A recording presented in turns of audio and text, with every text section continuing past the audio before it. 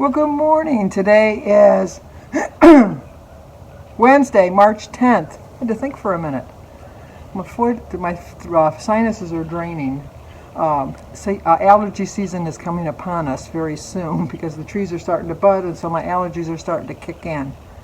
I am not sick in any way, shape, or form. It's just the time of year. But today is Dorothy Palmer's birthday, so Dorothy, you get a song. Happy birthday to you. Happy birthday to you. Happy birthday, dear Dorothy. Happy birthday to you. Cha-cha-cha. Well, I hope you have a great birthday. I had a friend, really an acquaintance, I guess you would call her, when I was in high school, actually in junior high and high school, and her name was Dorothy Palmer. Her best friend was Lillian Ellis. They hung out together a lot. I don't know, just kind of came into my mind. But Dorothy, I hope you have a great day. We are in the garage because even though it's 52 degrees out, it's very nice out there. It is so windy. It's so gusty. I had to put my hood up because my ears were whistling and I couldn't hear my music. So I had to wear my hood. Although I didn't need it for warmth, I just needed it to block the noise from the wind. So that's why we came into the garage, because I wanted to make sure you heard me. Not that anything I say is that important, but you know, it's annoying hearing the whooshing sound of the wind. Cat, over at Cat on Point, it was so strange because I was thinking of her yesterday and I'm thinking, boy, I haven't seen any videos from Cat on Point in a very long time. I wonder if she's okay. And then, just then, I got the ding notification bell that Cat put up a video. So I went to go watch it, but then the phone rang, and then I got sidelined and I never watched it. So Cat, I'm going to watch it today, but I completely missed it watching it. But it was just so strange. We were connecting somehow, that we were thinking of each other, I guess. Well, you weren't thinking of me, but I mean, I was thinking of you, I guess. Today is the 6th anniversary of my sister's passing. She's so missed. She really is. She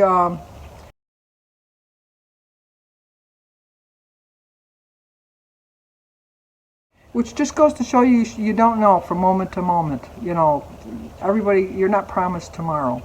And Susie's a good example of that, because I had talked to her on March 10th, and it was about 9 o'clock at night. We had talked for about 15 or 20 minutes. And then at 9 o'clock at night, I had told her I was going to come by the next day and I'd bring her lunch, and she wanted McDonald's because she was in a nursing home.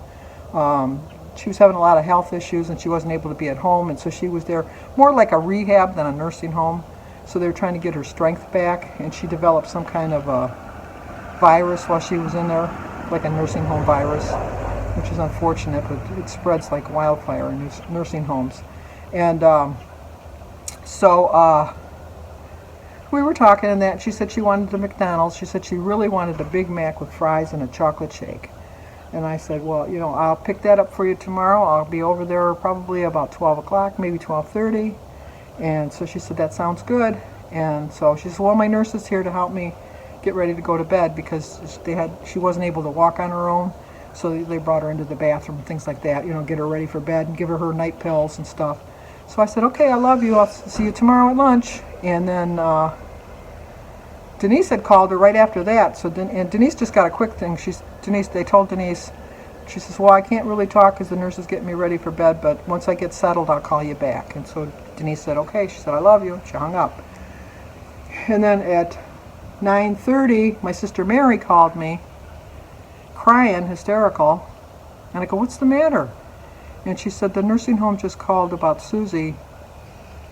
They think they told me I need to come over. They never tell you that they died over the phone. She says, we need to come right away. I said, I just talked to her not a half an hour ago. And she said, I don't know. I tried to call her room and nobody answers. So I said, okay. So I called Denise. Denise came and picked me up. We got over there, and sure enough, Susie had passed just that quickly. They said she had a heart attack. I tend to think she was choking on phlegm, because she had so much phlegm. She had like pneumonia going on, and she was supposed to go the next day to the hospital She kept putting it off. I kept saying, Susie, stop seeing just the doctor here at the nursing home. Tell them to bring you to the hospital, to the emergency room. Your insurance will cover it. And so she promised me she was going to go the next day. It just didn't happen. It just didn't happen. So it was so sad. But years later, my sister-in-law Barb had to go to the nursing home. And she went to the same nursing home because we wanted her to be on this side of town so that Bertie and I could go visit her more often, because Barb lives on the other side of town. She lives about an hour away. And so when we got to the nursing home and we were coming down the hallway, and I was thinking to myself, oh please, because it was like a weird configuration to this nursing home. And when we went in, I thought, oh, turn right. Don't turn right, don't turn right, don't turn right. We turned right. We started going down that hallway, and I thought, don't turn left, don't turn left. Yeah, we turned left. And I thought, just keep going straight, keep going straight. No, we turned again. And then I thought, and we're watching the room numbers, and I forgot what room number Susie's was, but as we got closer and closer, I thought, oh my God. And it was Susie's room. And I was hoping, praying that Barb wasn't in Susie's bed. I just don't know I could have handled that. She wasn't in Susie's bed. She was in the bed closest to the window. Susie was in the one closest to the door. But every time I went to visit Barb, it was so hard for me. It was just really so hard. But I never let Barb know. I let her know afterwards, after she went home. But, you know, what point was it? What good was it going to do to tell her then? But it was just, it was really hard. It was really hard going to visit her.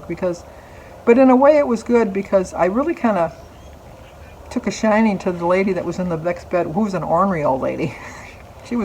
But she had a little bit of dementia, and so she didn't know what was going on, and she was, you know, like really kind of out of it. But she was kind of mean too at the same time. But I always tried to help as much as I could. But, you know, anyway. So, some fun memories of Susie, since that was such a downer. I got a lot of fun memories of Susie. Susie loved to bake, and she fairly was a pretty good baker. Her best dish, which I still try to duplicate it, but I can't make it just as good as her, is her Mexican 3-bean dip. I try. She gave me the recipe, and I know she didn't hold back on anything. It's missing Susie's touch, I guess. But I do make it, and every time I eat it, I think of Susie. But she loved to bake, and she always baked. And the one time, she didn't know how to cook. That gene didn't hit her. It skipped right past her. She was a terrible cook. And then the one time she wanted us to come over, she was going to make dinner for us. And we were really kind of leery, but she says, it's chicken. Who can go wrong with chicken? I'm going to bake it in the oven. So I thought, well, who could go wrong? So I cut into the chicken, and the blood just oozed onto the plate. And I said, oh, Sue, this isn't done. And she says, yeah, it's just a little medium. And I go, no, it's a little rare. It's like it's still clucking. I can't eat this. And then her feelings were kind of hurt. I said, but I'm going to eat everything else. But I said, I can't eat the chicken. You need to put it back in the oven. So she was very mad. She took everybody's chicken with the fork, put it on the cooking sheet, put it back in the oven. And so then we all ate like the sides. We ate all of the sides. And so, you know, we had fun time. You know, we were making fun of her. That's just what my family does. We make fun of you. We first make sure you're okay. But then once we know you're okay, then we attack. That's just who we are. We just attack. But in a loving way. Not in a mean way, although other people from looking in from the outside would think it's mean. But it's not. It's done with love. So we ate, we got all done, and she says, oh, I baked a pie. Well, I don't really care for pie, but I had made such a deal about the chicken, I thought I'm going to eat the pie no matter what. So she brings out this apple pie. It looked beautiful. It looked like it could be on a bakery shelf. It looked so, because like I said, she was an excellent baker. So she puts the pie down on the table, and we're all like, you know, we only had like potatoes and vegetables, and so, you know, we're ready for dessert. So she cut everybody a piece of pie, and I took a bite of the pie, and I almost gagged. It was so bad. And I didn't want to say anything because I was the first one that said something about the chicken, so I thought, I'm not going to be the first one to say anything about the pie. So then Mary looked at me, if she's eating hers, wanting me to say something, and I'm just like, when Susie wasn't looking, I'm going, it's not going to be me saying anything. And then Denise looked at it, she said, oh, you know, and Susie was like getting busy getting stuff. And then she said, well, how's the pie? How's everybody like the pie? Was somebody like some ice cream on it? And I go, oh, I'll take some ice cream on it, because I thought maybe the ice cream would kind of disguise the awfulness of the pie. So she says, okay. So she went to get she had to go in her freezer in the basement to get some vanilla ice cream. And I told Mary and Denise, I can't eat this pie. I just can't. It's terrible. It's just absolutely terrible. And they said, yeah, it is. I don't know what she did wrong. It's just, I can't put my finger on what's going wrong with it. I said, well, we can't say anything because we didn't eat the chicken, and she'll be so upset. She said, yeah, we're going to, maybe the ice cream, we can hide it with the ice cream. So I said, okay. So she comes back, she scoops the ice cream. Oh, I'll have 2 scoops. Everybody, oh, we'll have 2 scoops. You know, if the pie was that bad. So she finally sits down, she takes a bite of her own pie, and she spits it on her plate. And she says, oh my gosh, that's awful. How could you guys be eating that? And we all started laughing, and we said, Sue, that pie is terrible. What did you do? And she says, I followed the recipe to a T. And I go, is it a new recipe? And she said, it's a little bit different, but it's pretty much the same as the other one. She says, I did everything like I'm supposed to do. And she had all the ingredients still sitting on the counter. And she had all of her stuff in jars. And she says, I used everything I was supposed to use. I used a da-da-da-da-da-da and a 1/4 cup of sugar. And then I said, sugar, are you sure you used sugar? Because then that hit me. It was salt. And she said, yeah, I got it out of this jar. And she picks up the jar and turns it around, and it was salt. She had put a 1/4 cup of salt in her pie. It was awful. So every time we had pie after that, we go, Susie, did you make apple pie? We never let anything go. Shannon brought, which is Danny's wife, she had brought brownies one time that she overcooked, and they were like hard as a rock. So every time we have brownies, did Shannon make the brownies? It's just in my family. That's just what we do. But it was a good memory of Susie. It really was. The next time she made a pie, she made sure she used sugar instead of salt, and it was good. But I just can't tell you how relieved I am that I'm not putting stress on myself about my weight, because I really do think this is going to work. And like I said in my opening thumbnail, whether you think you can or you think you can't, you're always right. I think I can this time. I really do think I can accomplish it. And I'm going to only do what makes me happy. And eating like this is making me happy. Not stressing about my food is making me happy. And tomorrow when we have the turkey dinner, even though it's going out the door, I'm going to really enjoy my turkey dinner. I really am. I'm going to enjoy all the fixings. I'm going to have like a regular Thanksgiving meal, and I'm going to enjoy it. Take the consequences on Friday for my weigh-in, because I know that I usually don't eat real heavy the day before. I still eat my normal meals, but let's face it, a Thanksgiving meal is not a normal meal. But my daughter's going to be 40. You only turn 40 once, thankfully.